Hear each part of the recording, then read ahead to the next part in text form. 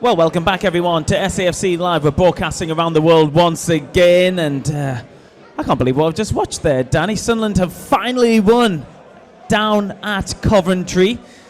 What's your first thoughts? What's your emotions, Danny, after that? Never in doubt, was it? Yeah, well, it was a tense affair, wasn't it? Yeah, fantastic though. I think our mark for me really, lads grew into it. I think confidence come through.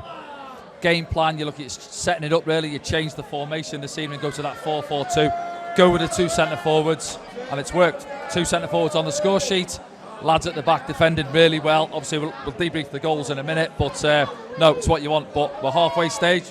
We're back in here. It's carnage in here. But looking forward to it Tuesday, second leg. Yes, only half time, as Gordon Armstrong reminded us, and Darren Williams, when they went out only a couple of minutes ago. What should we do? Should we look through the game then? Discuss the game, see what happens? Let's have a look. Yeah, let's have a look at the highlights from the game. It was a tense affair. That was a very early chance.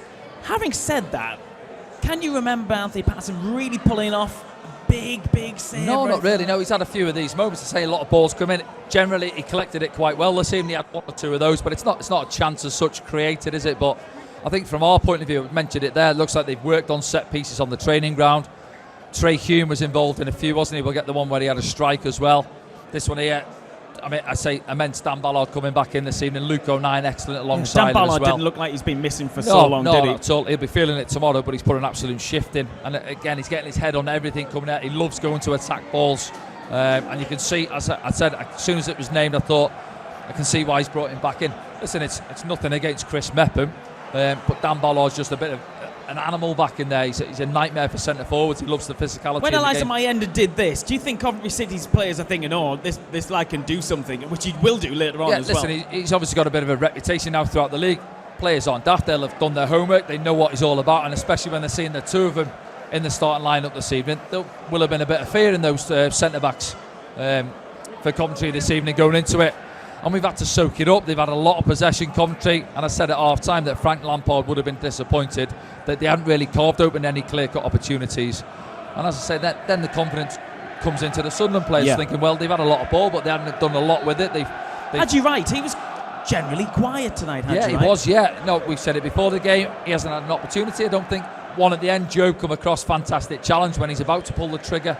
But in general, we've handled him really well this evening. Trey Hume had a good battle with him out on that Sunderland right-hand side. Penalty shout for Sunderland. Not enough in that for you? No, I think you could hear it in the room here. I think one or two thought, not for me. Yes, he puts his arm on him, but I think Enzo's going down. Yeah, listen, he's half appealing for it. I don't think it is. And then save from Anthony Patterson comes in. Sakamoto had a bit of a spell in the first half. Didn't see too much of him in the second, did we? But again, I think once it worked out that if you took him off his left foot, he was less effective, wasn't he? And he was that in the second half. Yeah, he went on his right, didn't he? That little jinx setting off. Enzo eventually got back at him, got a bit on it. But for 20-25 minutes in the first half, he was getting it, chopping back and putting balls into the box time and time again. Thomas Asante didn't really have too many opportunities. That one there gets up quite well, doesn't he, between the two centre backs, but can't get over the top of it really. This is Trey Hume now, isn't it? Yeah, we work the short corner, and then those two, Trey Hume and Luke O'Nien. Luke just bumps Asante. Is it underneath interesting the ball? Set pieces tonight from Sunderland, Danny. What did you make of them? Yeah, definitely been working on something. No, I think whether it's Michael Proctor, I'm not sure who it is, who's been involved on the training. I think it's Ali who works on the set pieces. You go back a few weeks ago when Trey Hume scored two set pieces, didn't he? He got one against Millwall at home, and then he got one down at the Hawthorns against West Brom, which it looked like they'd worked on. And again, you could see it tonight, being clever, opposition switching off. We're getting the one setting off when Mayenda gets down the side of the wall.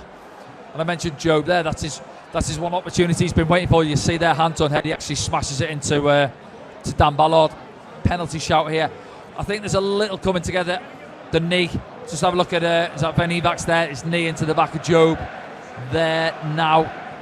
I think there's a shout in that. Yeah, you said it's probably gets given as a free kick outside of. I think Job's maybe looking for it a little bit, but is the goal now. Here we go, counter-attack. Yeah, you've got pace in the team, use it. Clever play, Dan Neil, composure. Holds the line really well at Wilson. Look Enzo LaFace picking the ball up though, centre of the park, that's where he wants to be. Lovely weight on it. Out to one of the forwards who have split. Couple of touches, they don't really go and engage though, and he just casually puts his laces through it, doesn't he? And listen, Wilson makes a bit of a mess of it in goal, if we're honest, but he's up and running again, Wilson. He's been, 11, 12 games now without a goal.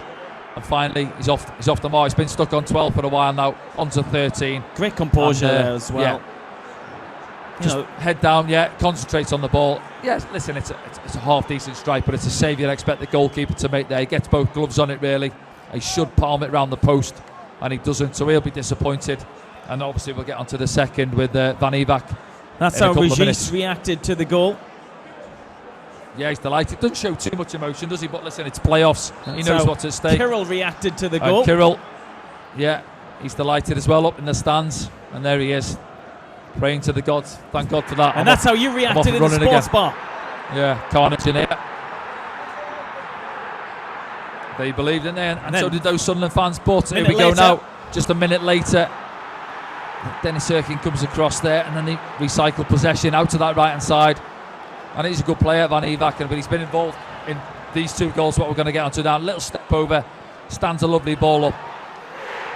And then we just get caught, don't we? Just keep your eye in the middle there now. See, Trey Hume comes across there. He's actually picking up Radoni now as they feed it across down below, And then he almost points there as if to say, well, I've got 2. And then he leaves that one. He stays with Sheaf, really. Yeah. And listen, it happens quick. You can debrief it as much as you like, but this is happening quick in the middle of the box there. Dan Ballard's picking up Hadji right. I've got him tight. I've got my man. You haven't seen Radoni in that central position all the game up really. to that point. And credit to him. 69th minute. Yeah, well, after 2 headers he scored against us now. He got the equaliser for the 2-2 up here in the Stadium of Light, didn't he, earlier in the season? And there's Luke there just doing his bit. Again, Anthony Patterson comes to get involved. But as I said, if you're not sure there as a defender, deal with it and argue about it later on. Patrick trying to get going. He didn't have too many opportunities getting forward this evening, but that one there he didn't really go at it with any conviction, really, trying to find that far post. Enzo doing defensive work there as well. Now this is Mayenda's goal. Mayenda's goal, the winning goal coming up here. Yeah, here we go again. So Job just helps it forward. Van Evac doesn't deal with the first one. Enzo's onto him, and then he just gambles. It's lacking concentration there, isn't it? Keep us in no man's land. Just drops on the shoulder, goes on the left, and that's a lovely composed finish. But you see this one here now, just deal with it, head it, and he doesn't, sort of stabs at it with the boot, doesn't get any contact on it, and it doesn't look up, does he? Just thinks I'm playing it casually back to my goalkeeper, and then Wilson's a couple of yards outside his box, goes with the left boot, doesn't get any contact on Eliza Mayenda, and he just rolls it into the empty net. Great composure from Eliza Mayenda.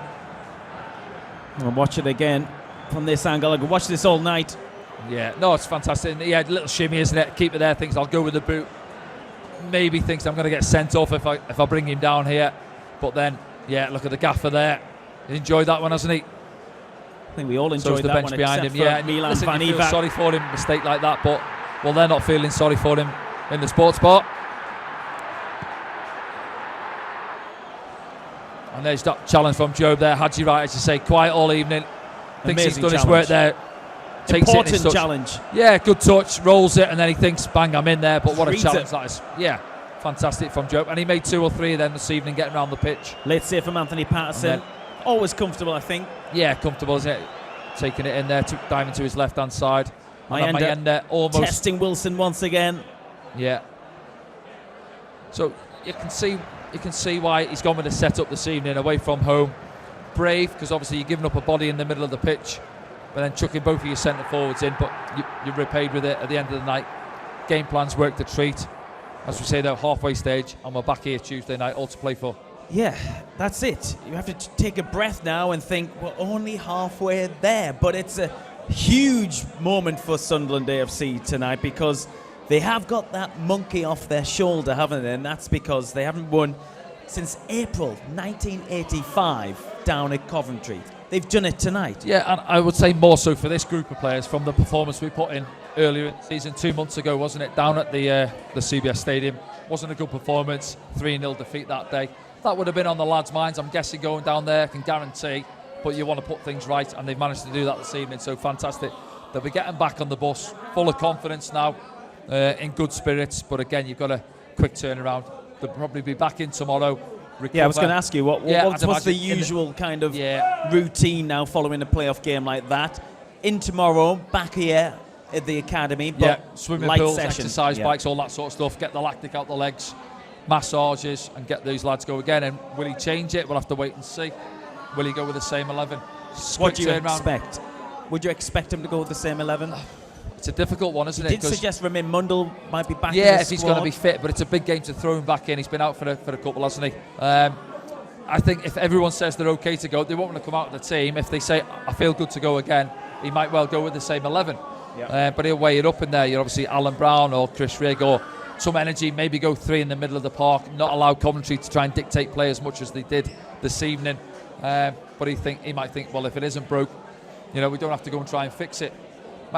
It's difficult though, because we'll have over 40,000 Sunderland fans here on Tuesday Stadium, and they won't really want to see Coventry dictating play and dominating possession. But if you're going to play the counter-attacking game, then you're going to have to soak it up, and we're going to have to do what we did this evening. So it's going to be an interesting one, yeah. There we go then. We look forward to Tuesday, Danny, and everyone here at the Stadium of Light have had a fantastic evening. I'm sure the party will go long into the night, but as you say, only halfway there, Danny. That's because we'll be back on Tuesday evening. It's an 8 p.m. kickoff here at the Stadium of Light. We'll be on air from 7:15, hopefully pitch side if the weather plays ball as well. We understand there's been a surge for tickets in the last hour or so for the home game here at the Stadium of Light, so get them while you can. Go to safc.com to secure your tickets if you are watching within the UK, or maybe you're going to make the faithful journey to the Stadium of Light for Tuesday's game. As I say, 8 p.m. kickoff for that one. 7:15 will be on air as we keep going till the end. We'll see you soon.